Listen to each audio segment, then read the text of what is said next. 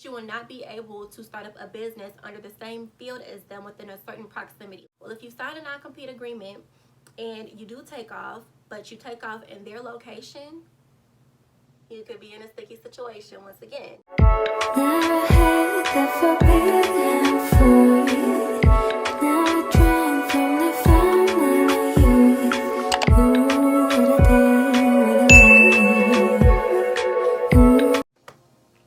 Hey YouTube, welcome back to my channel. So today's video is going to be about booth rent versus suite rent. I'm super excited to get into this with you because I've actually had very good experience with both and I want to tell you all about it. But before we get into that, I want to let you know that if you are in need of eyelash extension consent forms, then you can purchase some on my official website at www.lashwayboulevard.com.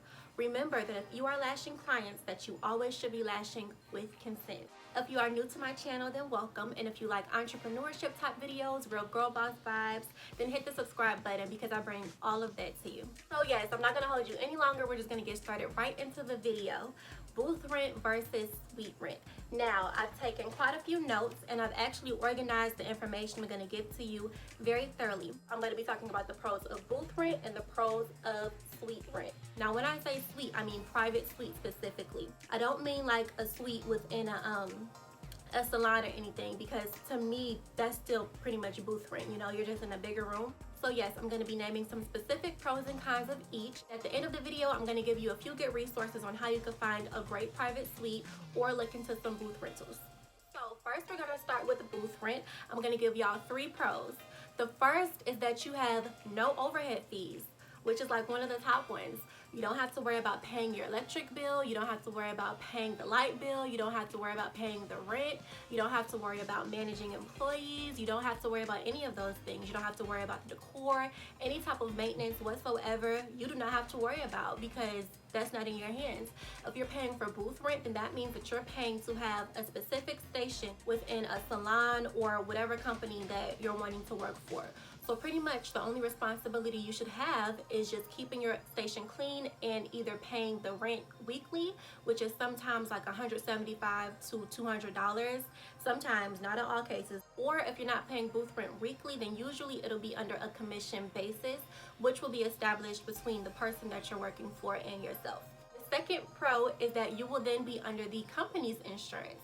Now, unless the company tells you that for some reason, whatever, you can't be on their insurance, then you will have to go ahead and insure yourself. But most cases, you'll be under the company's insurance, which means that you will be insured by the company. So that will be one less thing that you have to worry about. The third pro is that you'll have more traffic. So usually when you're in a booth rental situation, there's other people that are also renting a booth as well. And higher traffic means more clientele or more room to expand. This can vary depending on the location and the status of the company that you're working with. But as long as it's a pretty good company in a pretty good location, like say for instance, a company in a downtown area where you have multiple people walking by and curious about what's going on, then you should be okay. So we've discussed my pros. Now we're going to move on to the cons. So in my opinion, I feel like one of the cons of renting a booth would be that you would then have to adapt to the rules and vibe of that company. So just giving an example off the top of my head, say for instance, you are a lash technician.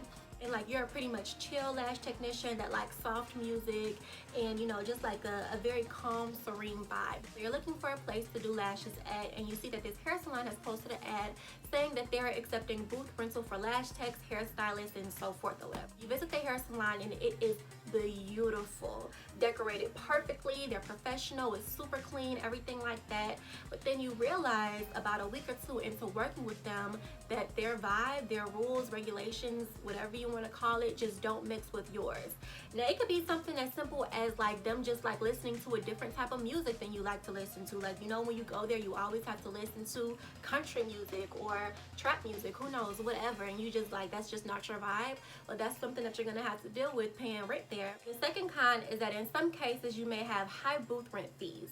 Now, if you're not getting paid commission and you have to pay a certain amount each week, like I'm just gonna say you have to pay $200 a week, but you only have like about maybe 3 to 4 clients that you get a week, ranging maybe like $100 or so each client, then that's probably going to be, you know, a bit sticky for you. It's a sticky situation, especially if you have bills too. Another point of view to look at is sometimes you can have lower commission rates. So say for instance like 40-60, where 60% goes to the company, 40% goes to you. If those numbers are fine for you, then you're good. But if they're not and you would like prefer to have 100%, then you may be in a sticky situation, you know? Third con is that in some cases, depending on your contract, you may have to sign a non-compete agreement. A non-compete agreement is usually put into play when a company doesn't want their employees to take their clients or to be of competition if they decide to branch off. For an example, some non-compete agreements have in them that if you do decide to branch off, or if you just decide to quit, whatever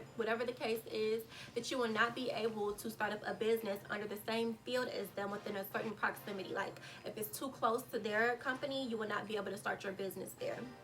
And if you signed an agreement like that and you did decide to branch off, or you were just like, hey, this is not for me, or say for instance, you know, like your business is really starting to boom or whatever, and you just like really want to expand, you feel like you've gotten everything that you can from that salon, and now you just want to, you know, you want to soar and take off.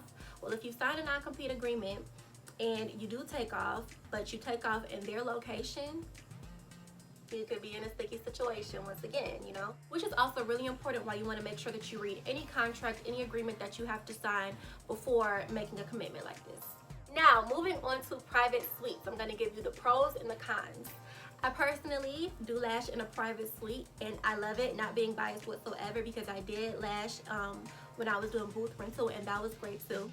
Actually, I am being biased. I do love working in a private suite. It's just like, I love it. But like I said, I'm gonna break down everything to y'all. The first pro to having a private suite is the privacy, of course. And clients love this. Clients love getting their treatments, whatever it is, done in privacy, especially if it's like an intimate treatment. Like, of course, a wax is gonna have to be done in private, a facial. Privacy is one of the top pros to having a private suite. The second pro is that you will get to create your own vibe. You know, you'll get to decorate it how you want to. You won't have to follow the rules and regulations of the company. You'll be able to do things however you want it. You'll be able to market however you want to, and you won't have to feel like you're putting in a lot of effort for little recognition, which is sometimes how you could feel if you are in booth rent, unless you like just have your own clientele that you have coming into that salon. So yeah, you'll pretty much have more room for any type of creative direction that you want.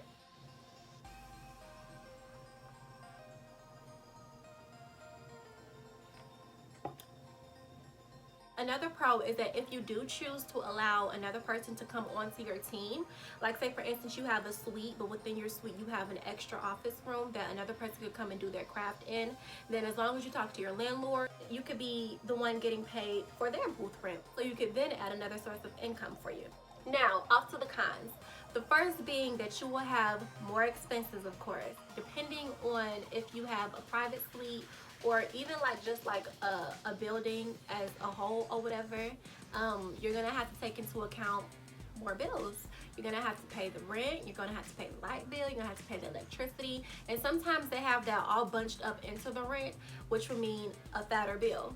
And although it was listed as a pro, it can be looked at as a con too, which will be the fact that you're gonna have to decorate your suite if you choose. Some people like plain suites, but you know, if you want like a little pop of color here and there or whatever, something nice, like good scenery for your clients to look at, because remember, judgment is made the minute a client walks into the door of your business. If you want to decorate, you're gonna have to actually pay for those decorations.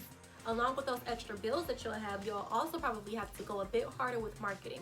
When you have booth rental, sometimes the company does the marketing for you. Like they'll say like, hello, we have a new member to the team or whatever, and then you have this exposure on their Instagram pages or whatever, however they choose to do it. But when you have a private suite, you'll most likely have to take the marketing into your own hands unless you get like a brand manager or decide to like get somebody to come and do that part for you. The third con will be that you will have to then get your own insurance. You will have to be insured, and you're gonna have to make sure that you're safe, so you're gonna need security.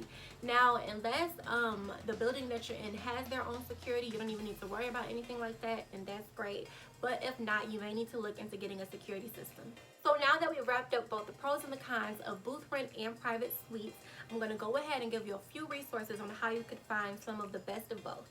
The first tip are billboards. Literally, like anytime we're out and we're driving, we always see billboards. We always see signs in front of these buildings that says for rent. But sometimes we don't really pay attention like that. Finding a private suite or booth rent is like easier than what some people like kind of make it out to be, because it's always in our faces when we're out driving. Same with salons. Another resource is the top-notch, one and only Instagram.